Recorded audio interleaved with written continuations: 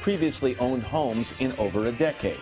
But there is a silver lining. Barbara Corcoran is today's real estate contributor. Barbara, good morning. Good morning, Matt. Silver lining is December was pretty good. The year was bad, but it ended on a high note. No one expected December to be so good. What happened in December, where we sold 12% more homes than any other time in the year, and that never happens in the month of December. Let's talk about these tips you've got. You've got 5 great suggestions for people who are looking to sell their homes right now. The first one you say is time it right.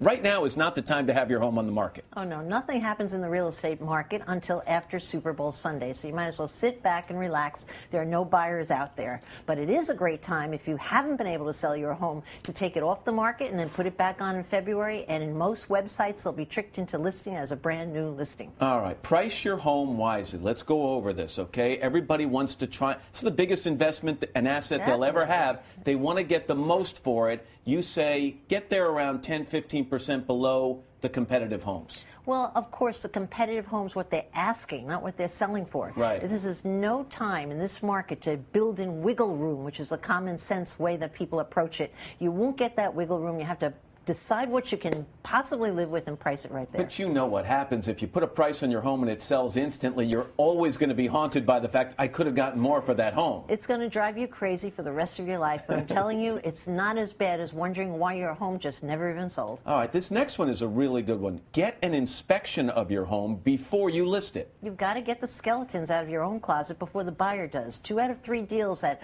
buyers walk away from, it's because of a home inspection. They go back and renegotiate the deal. So if you get the home inspection done up front, you know what's wrong, you have a chance to fix it, and it's not going to get in the way of the sale. All right, you want sellers or potential sellers out there to offer financial incentives up front. Yeah, and people don't do it. What they do is they wait for the negotiation to say, oh, by the way, I'll throw in the closing cost to sweeten the deal. But you're far better off advertising that up front as no closing cost. Put all the incentives right on the front side. Finally, you say to wage war online. Why is the internet such a valuable tool? Because everyone goes online to find the home. And if your home doesn't look good online, they're just not even going to bother come to see it. So having phenomenal pictures online, if you could possibly afford hiring a local photographer who specializes. What does that generally cost, by the way? Usually $300 to $400. They turn these houses out very, very quickly. And the beauty to that is you have the curb appeal to compete with every other home out there.